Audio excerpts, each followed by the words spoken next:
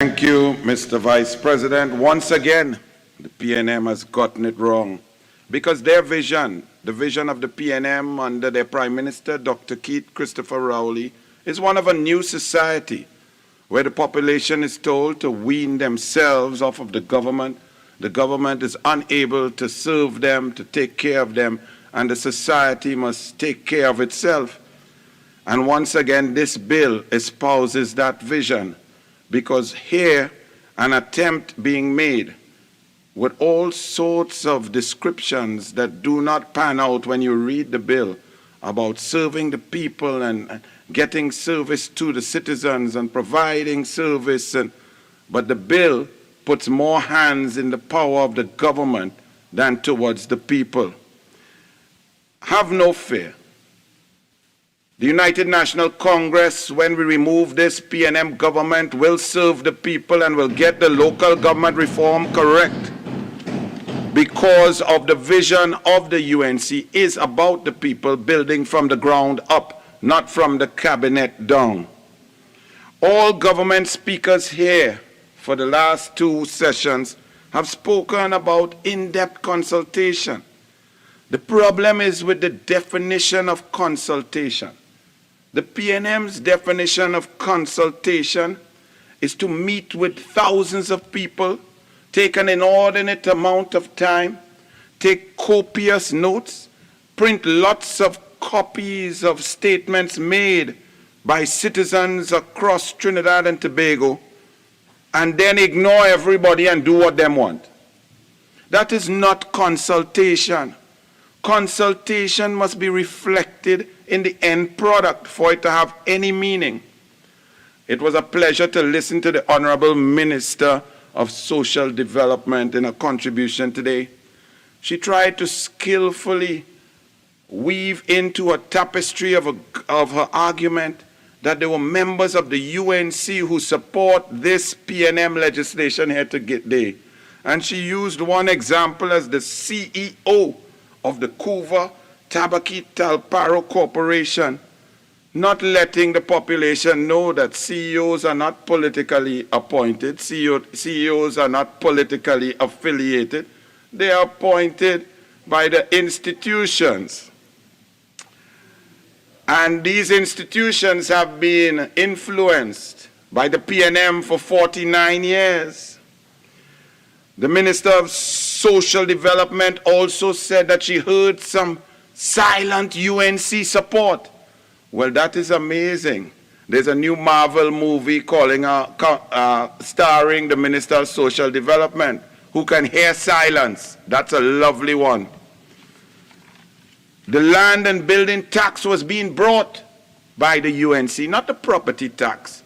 The Honorable Minister of Social Development quoted from the then Minister in the People's Partnership Government, Larry Hawaii, and while she quoted the correct words from the Hansard, she skillfully ignored the fact that there is a difference between a land and building tax and the position that has remained constant of the United National Congress, that we stand firmly against the PNM property tax due to the inordinate, exorbitant system that is used in an unfair and equitable manner to create the tax per house.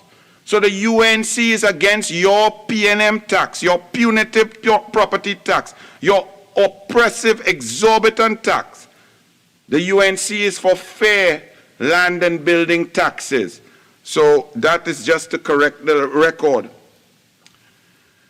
Furthermore, when the UNC is in government, while no citizen ever enjoys or likes to pay a tax, when the UNC is in government, the population is not vehemently opposed to paying taxes, because the UNC government performs for the people, serves the people, creates jobs, improves infrastructure, and ensures that services improve, creates foreign direct investment, and the country moves forward in a safe, organized manner. So people are more willing to pay tax. Unlike a system right now under this PNM where nothing functions, everything is in a state of collapse. So it's like West Indies cricket, collapso cricket.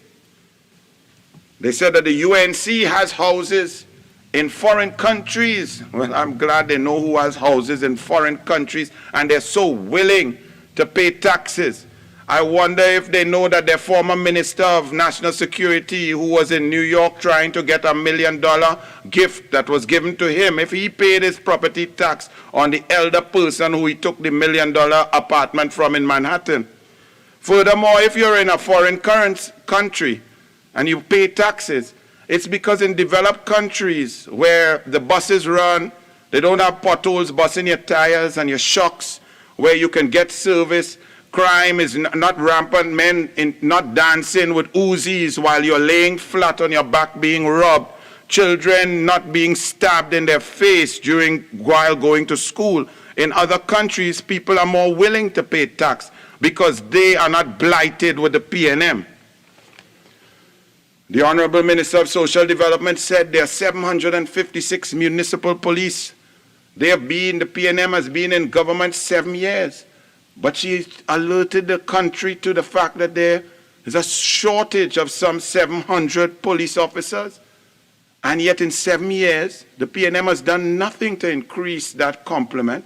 But they come here under the guise of local government reform, pretending that this is necessary in order to increase police and the people, the police officers out there to protect the people. This bill is not necessary for the PNM to do that. Maybe the Minister of Social Development also should whisper the truth in the ear of the Minister of National Security when he is awake, of course, because he insists that crime is down. Yet today, the honest Minister of Social Development came and said that crime is unfortunately high and requires a lot of work and needs more policing. The Honorable Minister of Social Development then said, with this local reform bill, we could have online services. We could get service on your plans, your outline approval, and so on online. Yet in this government, they cannot even do a tender for a central block in Port of Spain without a glitch, with only 3 companies, or really 2 and 1 extra one, putting in a bid. So how can the entire country depend on your online service when you cannot even do a tender process? The PNM is an amazing phenomenon. It convinces people and members of the party to cannibalize themselves politically, economically, spiritually, and administratively, and love it while they're doing it, praise it and promote it. Here we have a demoted AG espousing the remarkable opportunity afforded him by his diminution.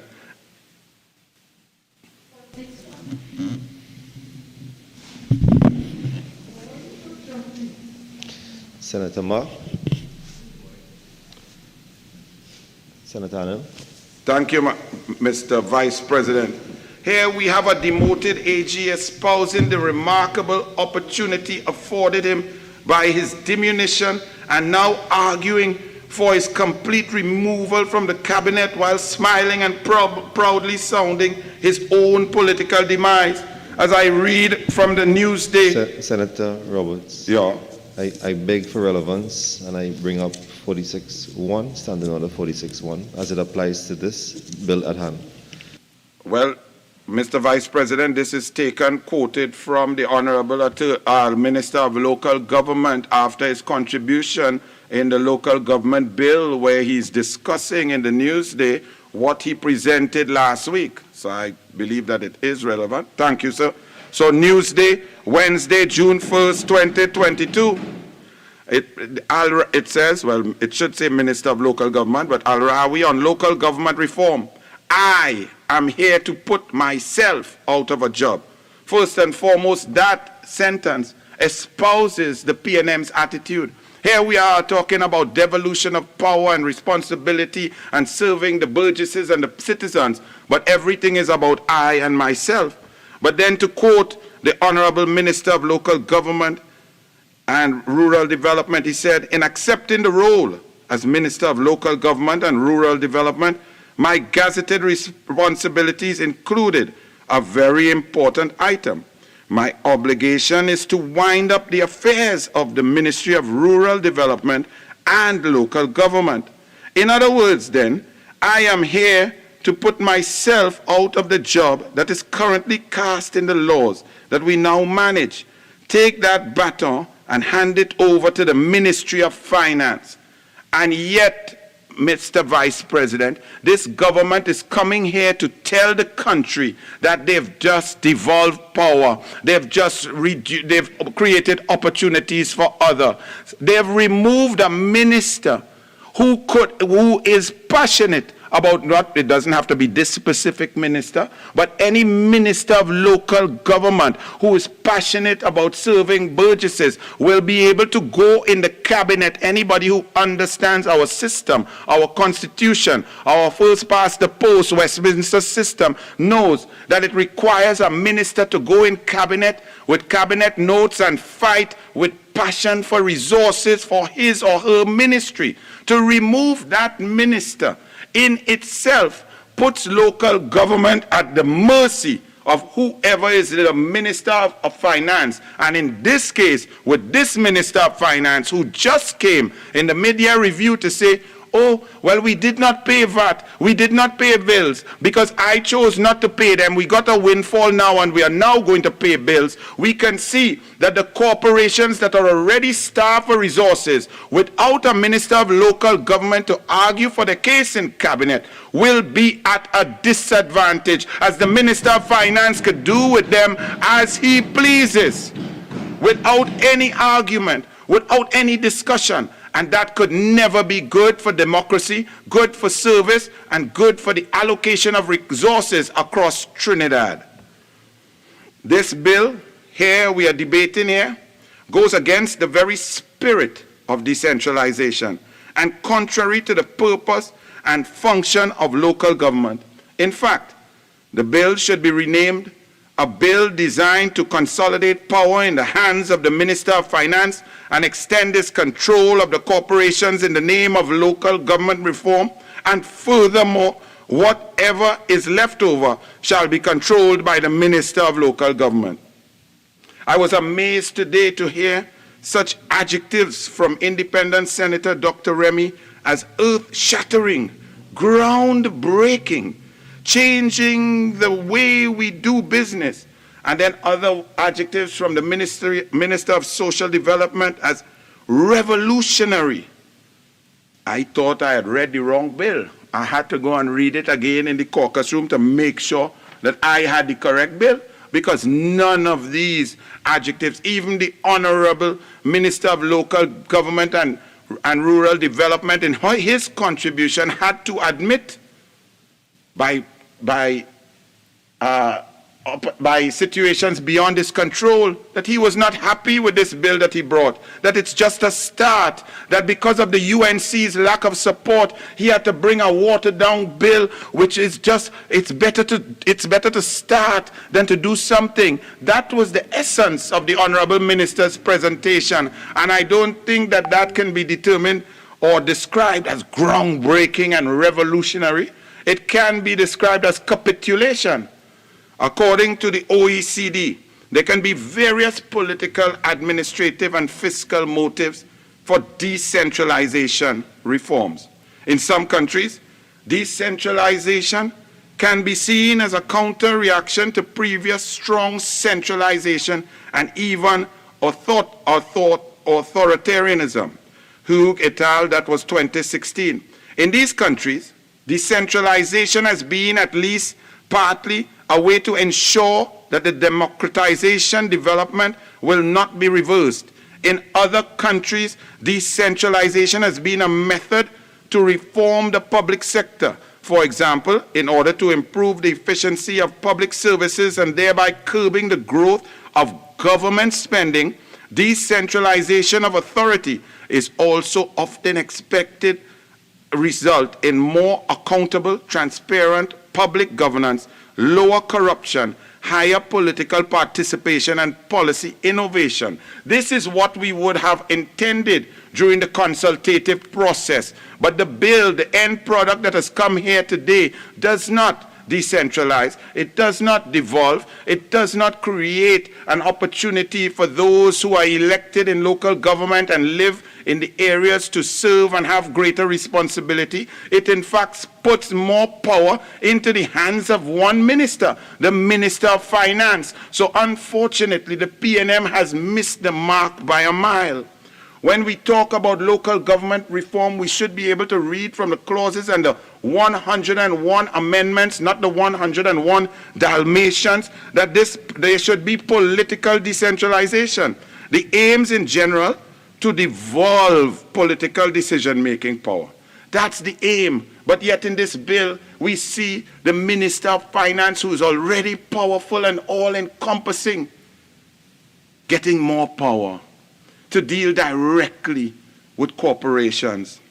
There should also be administrative decentralization. This transfers operational responsibility from a higher level to a lower level of organization. In this bill, we do not see that. What we also see is another level of interference with an executive council that is to be appointed and politically interfered with to move and to maneuver, while the burgesses and the people and the councillors will have to scramble for less resources without a ministry to fight on their behalf. According to the World Bank, one does not decentralize the civil service as an end in itself. One does so in order to provide services better, manage resources more efficiently, or support other general outcome goals. The civil service as a whole can be seen as one of the main instruments with which the government fulfills its obligation. In context of decentralization, this tool must often be reshaped in order to perform a new set of duties. But we are not reshaping. We are going backwards with this reform under the PNM. We see that there's an extension of the term. Councillor terms increased from 3 years to 4 years. Why? To exercise control for another year? I have not heard anyone explain in a rational, meaningful way what was the purpose of this extension. The Municipal Council, Section 33A, a corporation shall have a municipal council, and Executive Council 33B. The municipal council of the corporation shall be responsible for, and they go through a whole list, making laws, formulating broad strategies, exercising oversight, and so on. And this is very interesting. This municipal council wields a tremendous amount of power and control over the duly elected local government representatives. And then this council is now faced with the awesome task of negotiating and discussing, approving budgets, and then going directly to the Minister of Finance without the buffer and support of a powerful Minister of Local Government. This does not augur well for resources getting to the people. Well, the property tax has been discussed, but not in this manner. So I will bring one other level of the property tax and the corporation fund. This PNM government has weaved an intricate web of oppression, control, and tyranny under the guise of local government reform. Section 77(1). The Board of Inland Revenue shall forward to each municipal corporation the names, addresses, and assess taxes of all taxpayers for residential land within the respective municipalities for the purpose of collection of the property taxes under Section 78. But Section 108(6) states, where estimates have been approved for use of a corporation for a particular year and the corporation is in receipt of sums collected from property taxes for use by the corporation, the sums shall be offset from releases due to the corporation for that year. Offset. That is a very interesting position. This government does not want to incentivize and motivate workers, aldermen, mayors.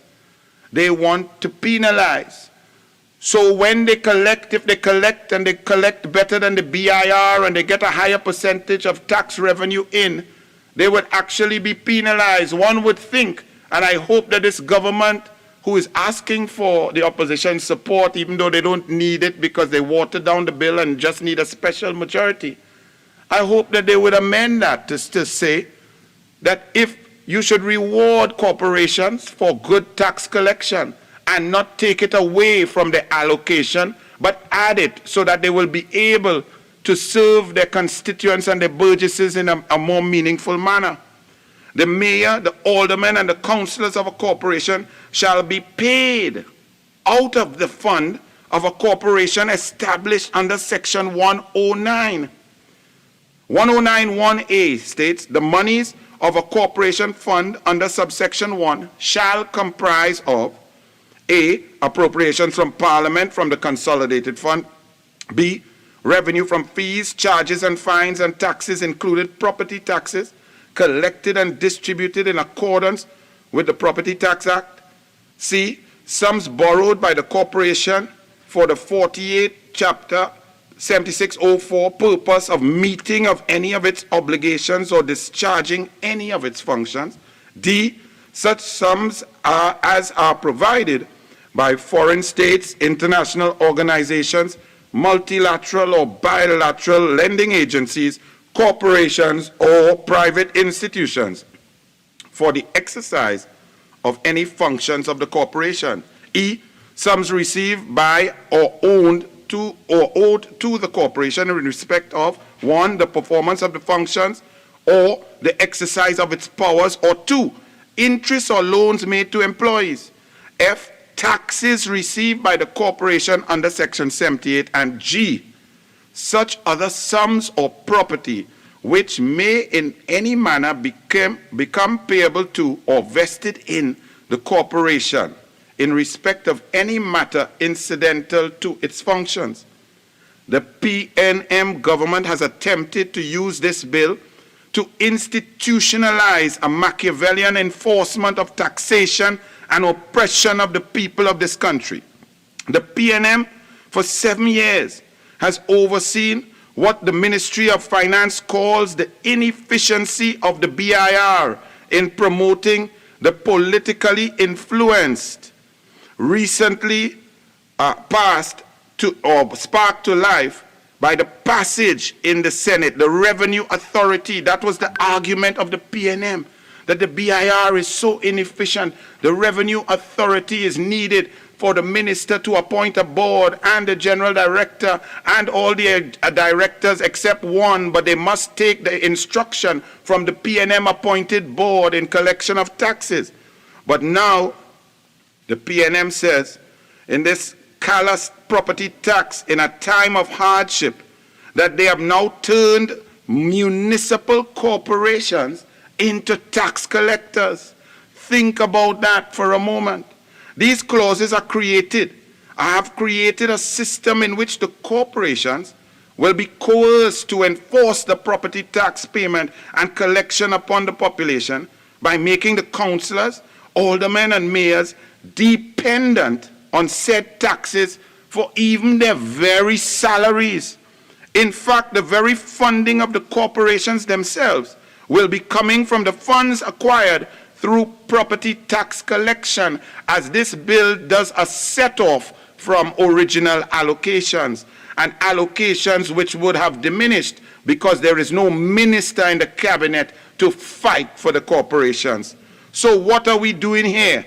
We are creating a scenario where local government leaders, already starved of resources and now dependent on this property tax, which the opposition vehemently opposes in the PNM format, the PNM evaluation, and the PNM name. It is by its very nature oppressive. We are setting things in motion for all manner of abuses of power and dogmatic enforcement of this tax collection on a decentralized level. So the only thing the PNM has managed to decentralize is oppression. Essentially, you are forcing this property tax on the people by wielding a big stick over the corporations by telling them, all you oppose the tax, All you don't want the tax, all you tell the people don't pay the tax. Well, if you want your salary, if you want money for your corporation to serve your burgesses, here, look the list, go and collect the taxes. This is a devious plan to enable corruption and oppression at the grassroots level. Where are the checks and balances? Where is the accountability? Where is the oversight to ensure that the collection process is fair, equitable, and just, and not fraught with corruption? That one person, to make sure that one person is not being squeezed while another person is getting an ease up. This government has been a total failure at diversifying the economy, at generating wealth for this country, at creating different disparate revenue streams, at supporting the citizens of the country. The PNM has denied the people of this country their very patrimony. They are entirely devoid of the intellectual capital required to create and implement any successful strategic plan for economic recovery. All they know how to do is tax people, squeeze people, inflict hardship on people, and appoint Vassan to try and help them. They come here to do exactly that in the name of local government reform, and the UNC cries shame, stop, bring good legislation that is there for the people, to serve the people, and is about the people. This bill and the Property Taxes Act is amended by inserting, notwithstanding subsection 1, tax on residential land shall be paid to the municipal corporation in which the residential land is located. Very interesting. So if your property falls within different municipalities, you have to file paperwork and pay taxes in each one? Is that an efficient process? We talk about online. But when the Honorable Minister of Digitalization was appointed, he did not even have a website for his ministry. And you are talking about online. How can we get online when there is no online, when a tender cannot even be done efficiently by UDICOT for a hospital project?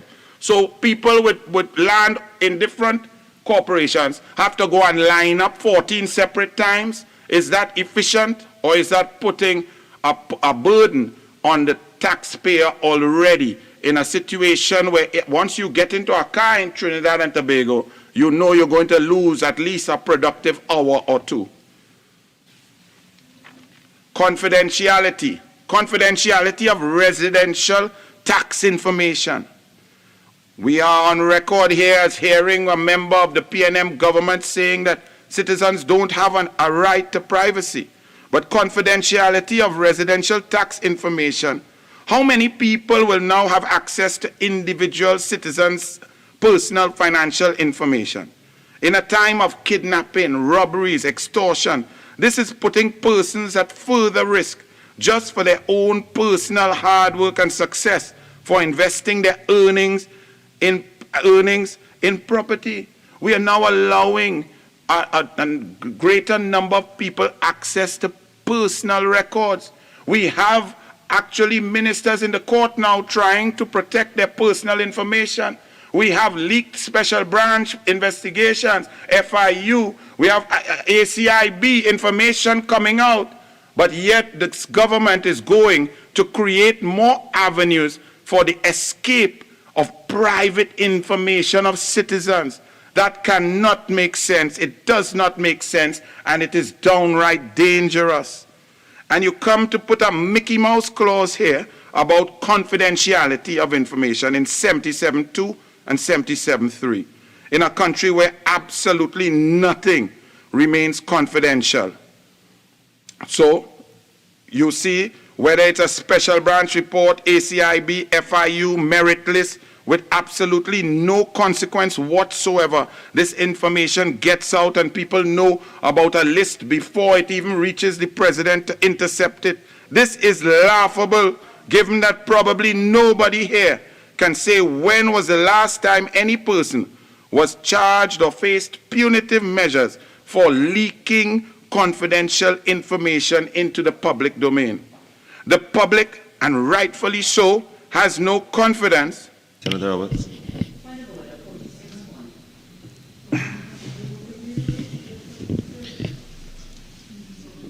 46-1 upheld on the terms of relevance to the debate?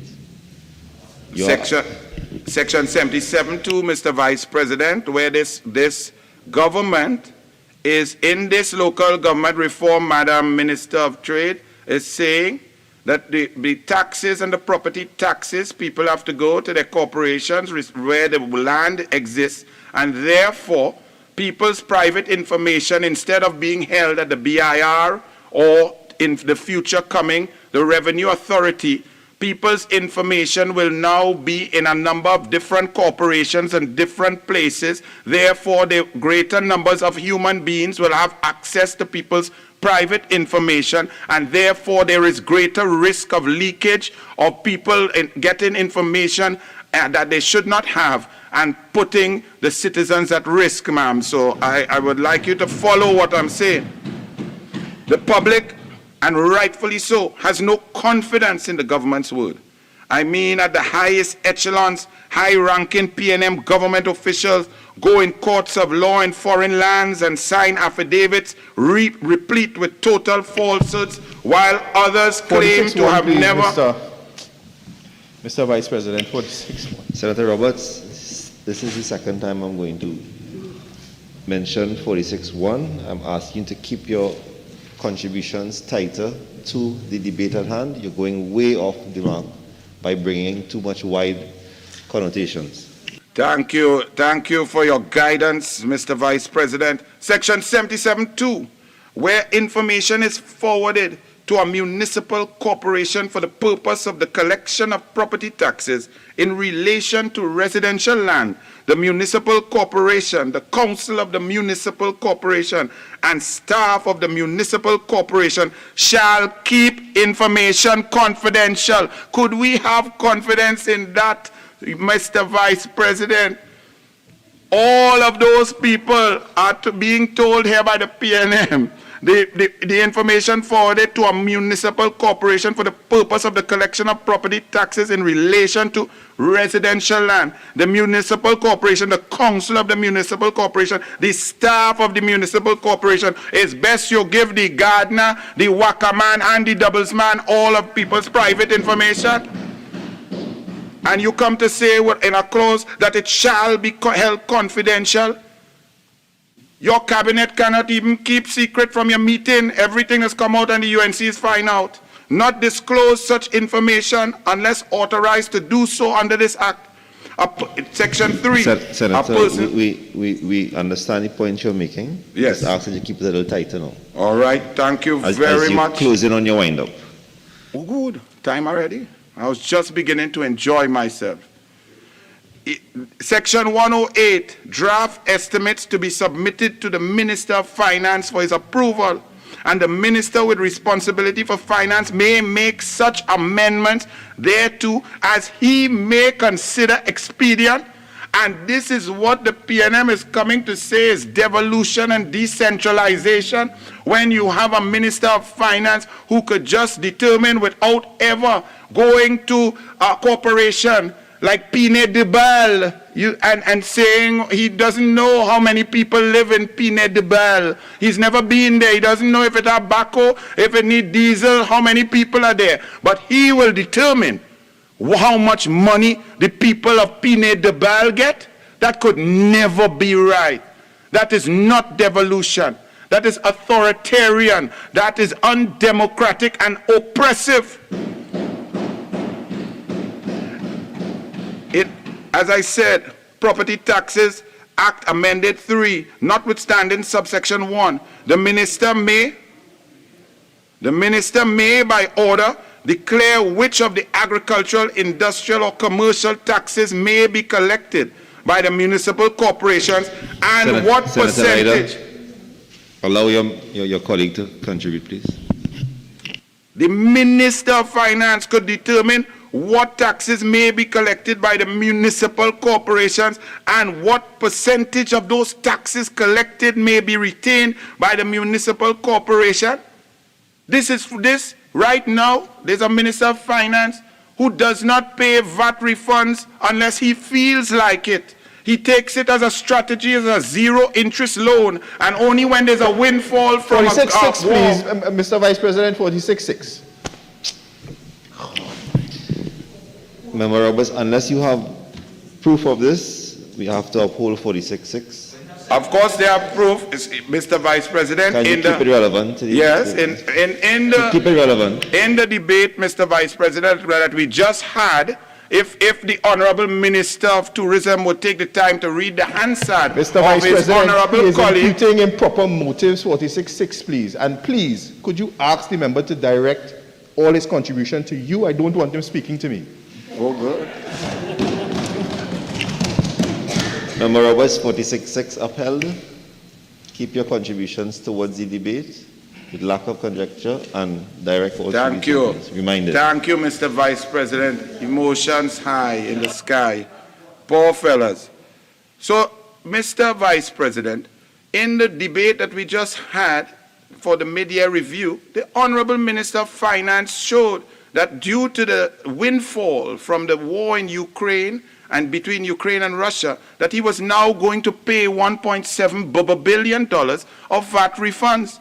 And he had shown and has shown over the last 7 years, if the Honorable Minister of Tourism was paying attention, then he may have understood, and then other ministers would not run all over his portfolio to negotiate sandals deals. But the mayor, the alderman, and the councillors shall be eligible for such remuneration as may be determined by the minister with responsibility for finance in consultation with the chief personal officer. What the Minister of Finance in this bill does not want to control, he then leaves for his colleague, the Minister of Local Government, to do so. In Schedule 13, it is amazing that this local government bill gives the control and choice to the Minister of Local Government, who it takes away out of the fight for resources. But when whatever scarce resources are managed to be scraped out by those who are left on their own to fight with the Minister of Finance, this bill then says the Minister of Local Government, who did not help to get the resources, could now come to a corporation and in 13 areas, including road and drain maintenance, could come and dictate where the money must go. That is authoritarian, that is oppressive, that is dictatorial. The Honorable Minister of Local Government said in his contribution that this is a better way of the people governing themselves, that it's a dare to dream and just start philosophy. Well, really, this local government reform bill drowns dreams and takes us backward. They put more power into, the Honorable Minister said it will put more power into the local government hands, but they have been a generational failure in the local government reform. They say that we consulted for 3 decades. However, it is this deaf, hardened PNM that has brought an oppressive dictatorial bill that ignored the views of thousands of people, 300,000 on Facebook, according to the Minister of Local Government and Rural Development. Yet they ignored the people, they ignored the people, they ignored the people. Mr. Vice President, soon this government will be forced to call an election, and the UNC under Kamla Prasad Bisesa stands ready to reform local government in a way that will serve the people, serve the people, serve the people. I thank you, Mr. Vice President.